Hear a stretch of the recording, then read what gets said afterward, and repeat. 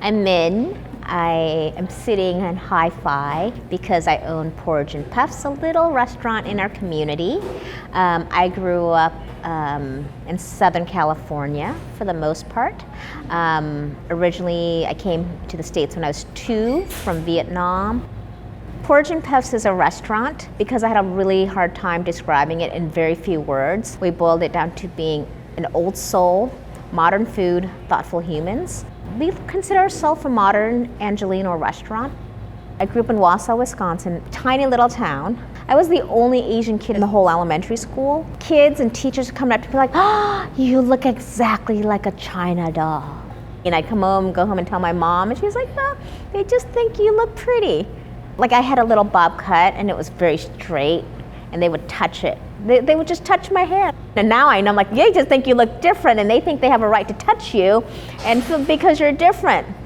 Like I remember bringing fish to school, and like the whole school ran away.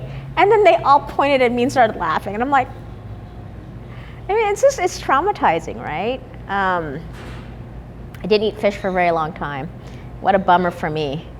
But in retrospect, I grew up in a place where I was very different. It always made me look at things that are different and then find ways to make harmony and to make peace with things that are different, because I love those people. I never took offense to it. I'm like, yeah, of course they didn't mean any harm. I'm cool with being different. We currently don't have a sign because I wanted us to be silent a little bit and have people discover us and listen to people. And I think as that period goes by, we're starting to reflect more and more of what that looks like. And I think it's people who want good food, but it needed to be introduced to them in a certain way.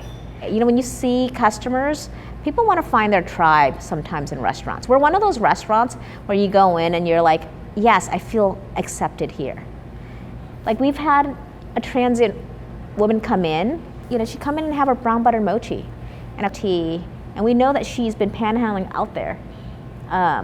You know, we love it. We're like, this is a value to her, to sit down and have a cup of tea and a little something sweet, and just be part of that community. Like that always warms me. But then you have someone else, someone who's at Rideback or Occidental, who comes here and reads their book.